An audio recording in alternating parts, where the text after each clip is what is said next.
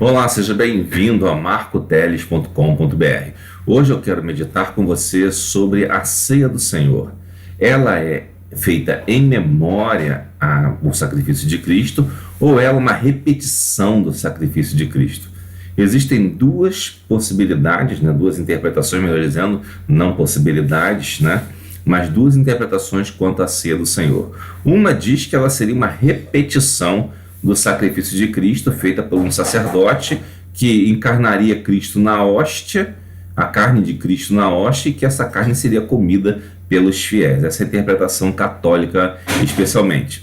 Agora, a interpretação evangélica, até algumas variações, mas de um modo geral, disse que a ceia ela é memorial, ou seja, ela é feita para relembrar, para trazer a memória, para ter a consciência do sacrifício de Cristo.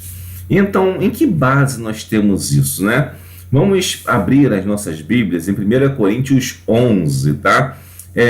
Versículo 17. Eu vou ler com vocês e vou mostrar que a Bíblia Sagrada nos mostra que a ceia do Senhor ela é, na verdade, algo memorial e não sacrificial, tem outros textos, mas vou me ater só a esse.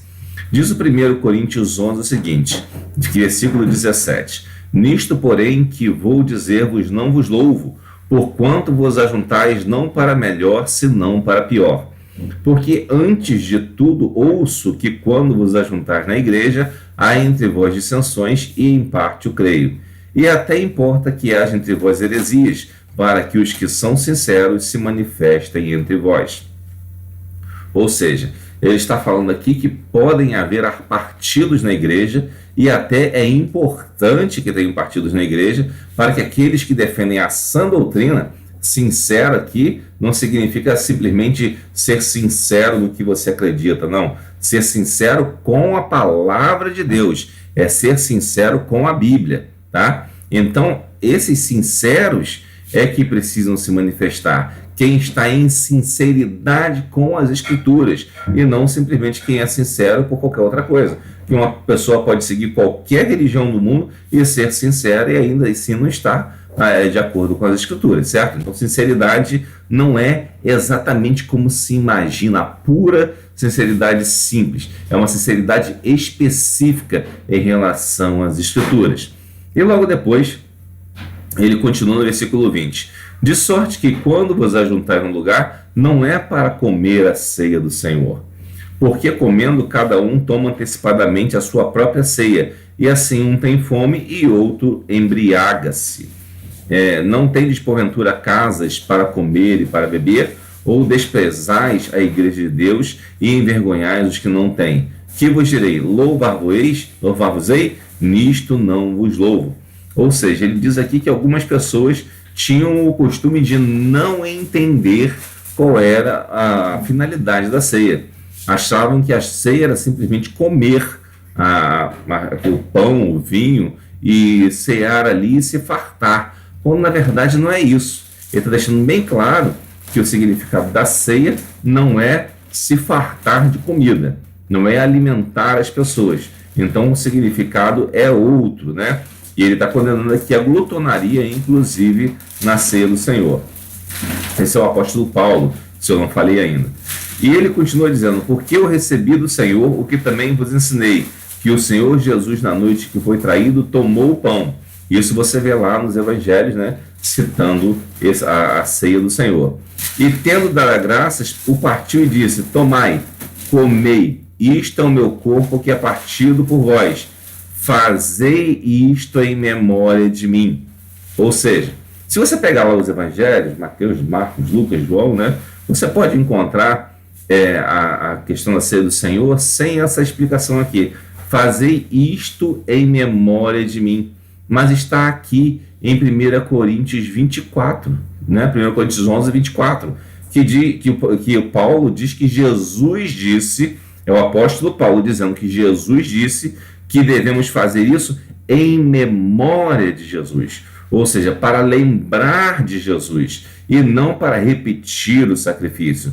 Ora, Se algum sujeito se dizendo superior decretou que tem que ser sacrifício, né, por sua teologia, então ele vai ter que ter a ver com Jesus, porque Jesus disse que a ceia é um ato memorial e não sacrificial. Continua ainda o apóstolo Paulo dizendo: semelhantemente também, depois de cear, tomou o cálice, dizendo: este é o cálice é o novo testamento do meu sangue. Fazei isto todas as vezes que beberdes. Repetindo novamente: em memória de mim. Ou seja, para lembrar do Senhor. É um ato de relembrar. Aí alguém pode dizer: ah, mas é muito fraco porque não é um sacrifício. Não é fraco, não. Você lembrar de Jesus é tudo que você precisa, porque Deus é que é forte. Não é a sua ação, a sua obra, o seu sacrifício que é forte. O seu sacrifício não vale nada para Deus. O que vale é você viver uma vida íntegra lembrando dele, sabendo o que significou a vontade dele, porque ele já fez tudo, todo o sacrifício necessário por nós. Então isso não é fraco, isso é mais forte do que você possa imaginar. Se o seu Deus depende de sacrifício, o meu não depende, e mesmo assim ele me abençoa. Se o seu Deus depende de sacrifício para te abençoar, automaticamente ele é mais fraco do que o meu, porque o meu nem de sacrifício precisa.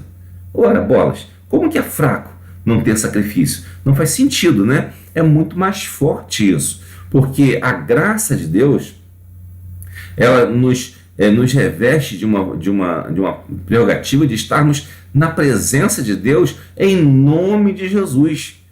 E isso não significa que nós tenhamos licença para outras coisas, não. A graça é ainda mais radical do que a lei tem em várias coisas. E é interessante que quando nós temos Cristo em memória, nós não fazemos determinadas coisas na maior parte da nossa vida. Ao passo que outros que têm Cristo em memória só em alguns momentos ou durante um período do ano, esses cometem pecados, porque não estão preocupados em ter memória de Cristo o tempo todo, mas sim em somente realizar um sacrifício, porque aquele sacrifício seria purificador. Quando a ceia não purifica ninguém de pecados, tá? Não purifica ninguém de pecados. O que vai te purificar de pecados é você aceitar Jesus como seu Senhor e Salvador. Por isso Jesus diz: fazei isto em memória de mim, ou seja, façam a ceia lembrando que eu já salvei vocês, lembrando que eu já mudei a sua natureza, lembrando que você não é mais uma velha pessoa, você é outra pessoa e que você tem uma nova natureza. Então é para lembrar disso. E ele começa inclusive criticando a igreja por dissensões, heresias, glutonaria e coisas semelhantes. E ele continua ainda dizendo: porque todas as vezes que comerdes este pão e beberdes este cálice, anunciais a morte do Senhor até que venha. Ora, se nós comemos o pão e bebemos o cálice lembrando em memória de Jesus, automaticamente nós estamos anunciando a Jesus. Ou seja, você participar da ceia é uma pregação também da igreja. É uma pregação que nós lembramos daquilo e valorizamos o sacrifício de Jesus. Por isso a ceia é memorial. E ele continua dizendo ainda: portanto, qualquer que comer este pão ou beber o cálice do Senhor indignamente será culpado do corpo e do sangue do Senhor. Examine-se, pois, o homem a si mesmo, e assim coma deste pão e beba deste cálice. Porque o que come e bebe indignamente, come e bebe para a sua própria condenação, não discernindo o corpo do Senhor. Por causa disso, há entre vós muitos fracos e doentes, e muitos que dormem. Aí alguém vai dizer assim: ah, tá vendo? Então é sacrificial, porque quem come e bebe indignamente está condenado e tal. Não é bem assim, não. Você entendeu errado, você não examinou o texto direito, né? O que ele diz: qualquer que comer o pão e beber o cálice indignamente será culpado do corpo e do sangue do Senhor. Para você entender o que significa indignamente, você tem que voltar à coerência do texto anterior, que diz em memória de Cristo, né? Para testificar de Cristo, né? Conforme o sacrifício de Cristo, valorizando o que Cristo fez. Então quem come o pão e bebe o cálice indignamente é quem não valoriza o sacrifício de Cristo. Você está comendo pão e bebendo cálice sem valorizar o que Cristo fez. Você está desprezando aquele símbolo. Você está desprezando aquela memória. Isso que significa beber indignamente. E por isso que no versículo de 28 diz: examine-se, pois, o homem a si mesmo, e coma deste pão e beba deste cálice. Ou seja, o homem vai olhar para si mesmo e vai dizer: eu creio que Jesus me salvou, que Jesus morreu por mim de uma vez por todas, não existe mais sacrifício, e eu creio nisso, então eu vou tomar o cálice. É assim que o homem tem que se examinar. Ou se o homem não acredita, não, eu tenho dúvida, então não toma. Certo? Ou eu não creio, então não toma. Se você não tem dúvida ou não crê, não participe da ceia. É isso que está querendo dizer. Mas se você crê, mesmo que você não seja uma pessoa perfeita, porque ninguém é, tá? Nós somos, na verdade, aqueles que buscam a proximidade com Deus, uma semelhança com Cristo, mas não somos perfeitos. Se você é imperfeito, mas reconhece que depende de Jesus e você vive para não errar intencionalmente. O erro, na verdade, o pecado, ele seria um acidente na sua vida, e não uma coisa que você faz e você procura fazer. Como explicar isso, mais ou menos? Tem pessoas que são adúlteras, né? Por exemplo, estão sempre procurando alguma oportunidade de adulterar, né? O exemplo talvez seja um pouco pesado, mas é pessoas que estão, para você ver como existem pessoas que procuram isso. Elas querem uma oportunidade, estão correndo atrás de oportunidades, né? Tem outras que, por exemplo, estão preocupadas em conseguir vantagens financeiras ilícitas.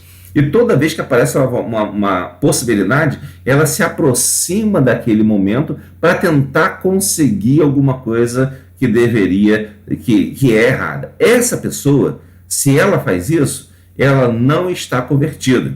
Mas agora, digamos que uma pessoa passou de carro, alguém fechou ele, e ele de repente xingou um palavrão. Não era para xingar, mas aquilo aí foi uma questão emocional imediata, e logo depois ele se arrependeu. Essa pessoa é uma pessoa cristã. Ela falou um palavrão? Falou, né? Mas ela se arrependeu. Foi um momento, foi uma situação, foi um acidente. Não é que ela vive falando palavrão o tempo todo. Foi um acidente. Então, eu dei exemplos extremos para você ver que existem acidentes na vida das pessoas. E esses acidentes não são necessariamente a tônica de vida. As pessoas que não são salvas, que não aceitam a Jesus como Salvador, elas estão sempre procurando oportunidade de pecar. Ao passo que o salvo, ele evita qualquer situação em que ele tenha que pecar, que venha a incorrer em pecado. Por outro lado, se ele cai no pecado por uma imprudência, digamos assim, ou por uma fragilidade, ele imediatamente se corrige. Ele se corrige e procura outro caminho. Então, portanto, entendemos aí que comer e beber o corpo de Jesus, né, no caso na ceia do Senhor, o pão e o vinho, indignamente significa não discernir o corpo de Cristo, não aceitar o sacrifício de Cristo na cruz do Calvário, né? E ele diz ainda: porque se nós nos julgássemos a nós mesmos, não seríamos julgados. Mas quando somos julgados, somos repreendidos pelo Senhor para não sermos condenados com o mundo.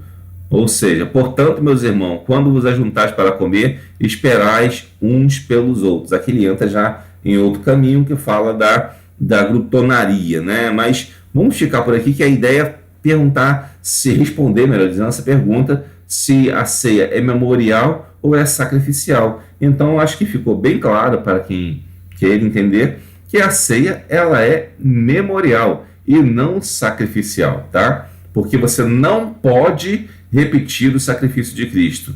O sacrifício de Cristo, ele foi o único e não se renova. Ele é único e valeu para sempre, pela eternidade. Não valeu só da morte dele para frente, valeu por toda a eternidade, dali para trás também. Porque quem não viu a Cristo, mas que creu na vinda do Messias, que já estava prometido lá no Éden, esse que creu em Cristo, ele foi salvo por Cristo também. Então, em toda a história, em toda a eternidade, Cristo salvou a todos por aqueles que creem que ele veio salvar o pecador. Portanto, Essa foi a mensagem de hoje. Espero que fique claro isso, que você entenda bem e que você comece a participar da ceia, mas com consciência, sabendo quem é Jesus, sabendo, na verdade, que a ceia não é um sacrifício. Você não pode sacrificar Jesus de forma nenhuma. Você não tem essa capacidade. Jesus mesmo, inclusive, ele diz que ele se entregou por amor de nós. Ele deixou que os fariseus, os romanos, matassem ele. Ele deixou, porque se ele quisesse, ele poderia exterminá-los, né? Inclusive, ele diz que quando Pedro corta a orelha de Malco, o servo do sumo sacerdote,